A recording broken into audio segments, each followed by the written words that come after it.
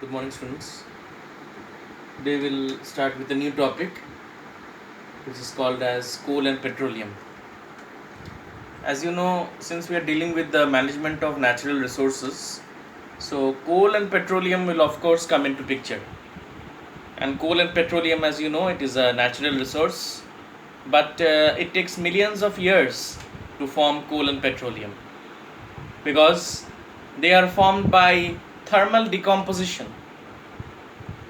Like you have learned in the previous classes that as the dead bodies of plants and animals, they get buried in the soil due to extreme heat, due to extreme pressure, they slowly decompose, and finally after millions of years they give rise to coal and petroleum. Coal and petroleum is a very good fuel for us because it helps in it is used as a source of energy in various ways. Whether it is the industry or in vehicles, it is used as a energy resource. Now, they are also called as fossil fuels because they are obtained from fossils. That means the dead remains of plants and animals. I have just now told you that they are formed by the dead remains of plants and animals. Since they are formed from dead remains of plants and animals, they are called as fossil fuels. And I have discussed with you about decomposition and all, which is there in the slide. And this is a non-renewable source of energy, please remember, because since it takes millions of years to form, so we cannot see, like if we are in a particular generation, say me, I will not live for millions of years to see the regeneration of coal and petroleum. You will not live for millions of years to see the regeneration of coal and petroleum. So that is not possible. So since it cannot be replenished in a short period of time, that is why it is called a non-renewable source of energy. Whereas if you see sunlight, if you see air, they are all renewable sources of energy. They can be renewed in a very short period of time, giving you energy again after a small period of time. But this takes a very, very long period of time to regenerate. Now, if you see the present status of coal and petroleum on the earth, petroleum will last for around 400 years and coal will last for around 200 more years.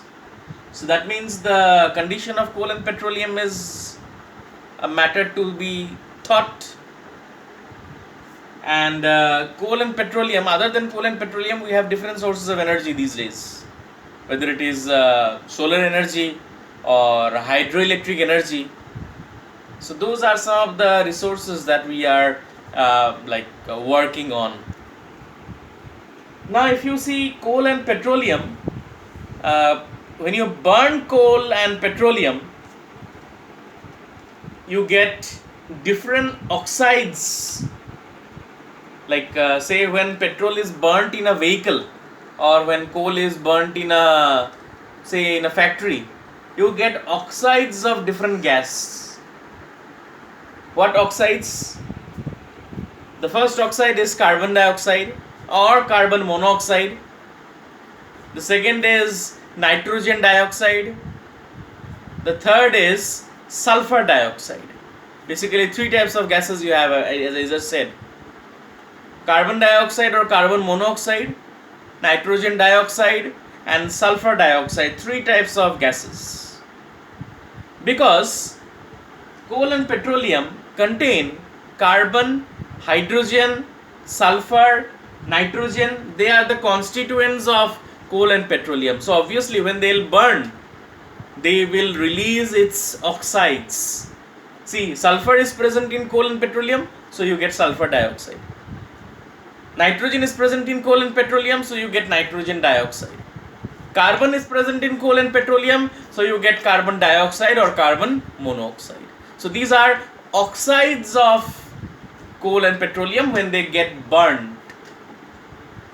Now, if you see the status of pollutants in nature, pollutants, when I am talking about pollutants, I have to talk about three important gases, and these three important gases are sulfur dioxide again, nitrogen dioxide again, and carbon dioxide. These three are the major pollutants of nature.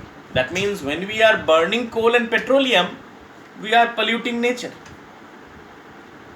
So if you see the carbon dioxide, how harmful is carbon dioxide? Carbon dioxide is a greenhouse gas. Carbon dioxide is a greenhouse gas, and carbon dioxide increases the global temperature every year. If you notice the summers that we have nowadays, if you take back the temperature 5 years ago, you will see the summers are more horrible now as it was not there in previous times. So it has become more hotter with the passing on of years.